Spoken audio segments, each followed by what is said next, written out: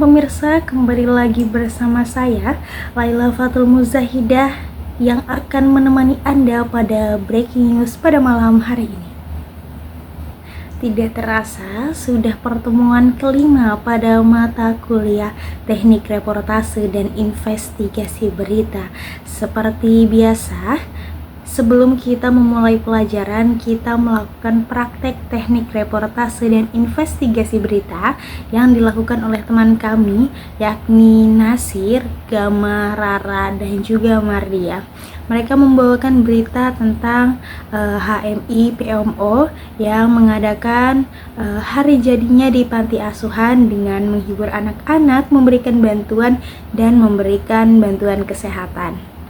Dan masih banyak lainnya yang sedikitnya akan kami cuplikan pada tayangan berikut ini. Perempuan khususnya HMI Walet ini berkomitmen untuk sebagai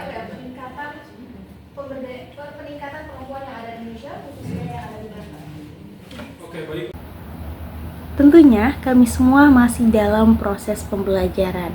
Maka dari itu tidak salahnya kita untuk saling mengingatkan, saling mengoreksi, dan kemudian diperbaiki. Nah, hal ini diberikan koreksian pada kelompok ketiga, yakni bahwa dalam melakukan teknik reportase dan investigasi berita, walaupun dilakukan di kelas, harus tetap serius pembawaannya, tidak bercanda, apalagi news anchor. Nah, bagaimana menarik ke suatu berita dibawakan oleh news anchor itu? Jadi, bagaimana jika news anchornya bercanda saat melakukan siaran, itu akan membuat teman-teman juga merasa tidak tertarik untuk mendengarkannya. Karena mungkin menganggapnya itu tidak serius, padahal ini adalah penilaian dan praktik langsung yang suatu saat bisa kita lakukan. Maka dari itu kita harus melakukannya dengan sungguh-sungguh. Kemudian dalam melakukan news anchor, lebih baik itu tidak terlalu melihat teks ya. Jadi boleh saja melihat tapi tidak terlalu tekstual. Terus kemudian juga pada reporternya itu 5W1H-nya udah ada, cuma reporternya ini kayak masih kebingungan dengan pertanyaan yang ia tanyakan. Sebelumnya sudah pernah kita bahas lagi, dalam teknik wawancara itu jangan sampai narasumber itu bisa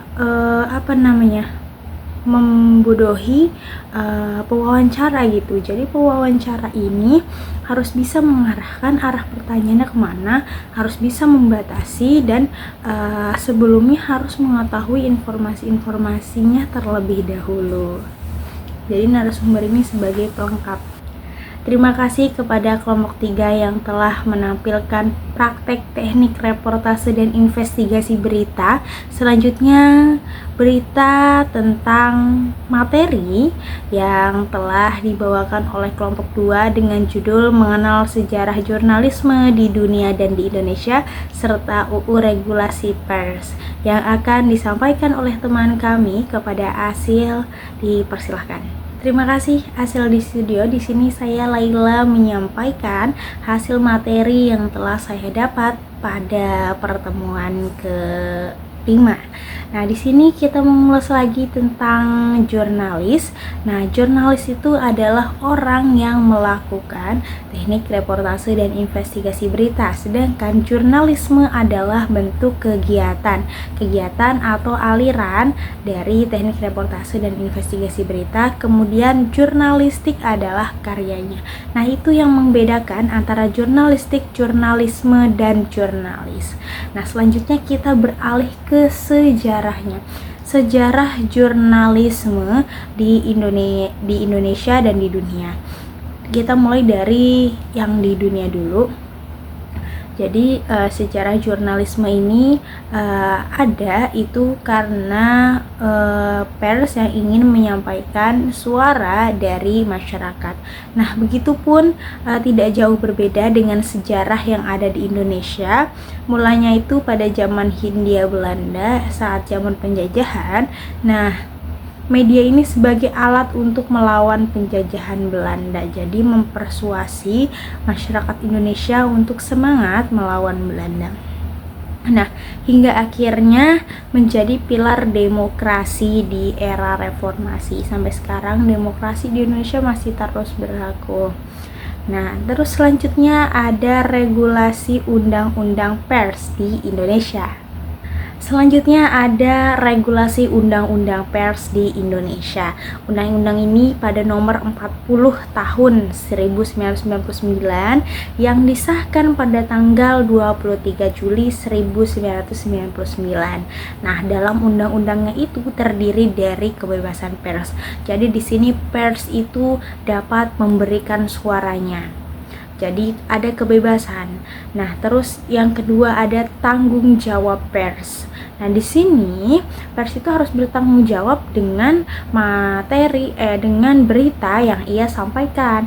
Jangan sampai menyebarkan berita hoax. Yang ketiga ada perlindungan terhadap wartawan. Nah, jadi memang jika memberikan atau menyampaikan kebenaran itu sangat sulit ya. Maka dari itu wartawan diberikan perlindungan. Nah, yang selanjutnya ada pengaturan media.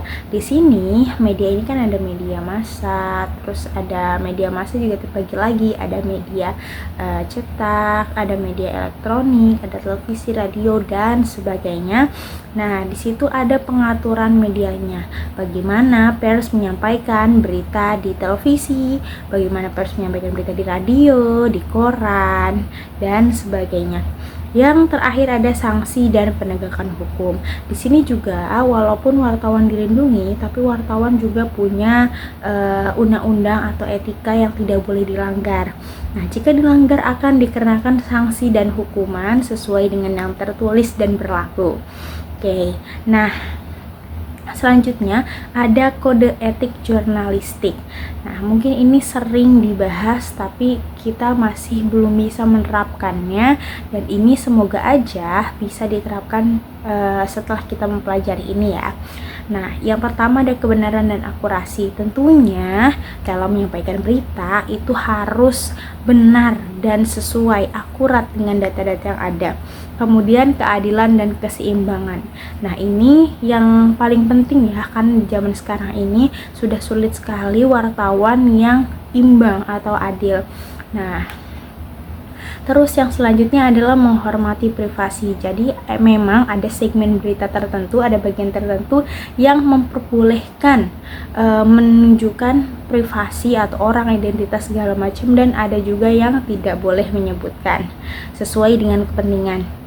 Yang keempat adalah tanggung jawab sosial. Terus yang kelima itu menghindari konflik kepentingan. Nah, dimana kita itu ketika sudah menjadi jurnalis itu harus mengutamakan kepentingan bersama dibandingkan kepentingan pribadi. Cukup sekian, terima kasih. Saya kembalikan kepada Laila di studio. Terima kasih Hasil yang telah menyampaikan laporan terkait presentasi pertemuan kelima. Oke, cukup sekian. Mohon maaf apabila ada kesalahan. Saya Laila pamit undur diri. Sampai jumpa.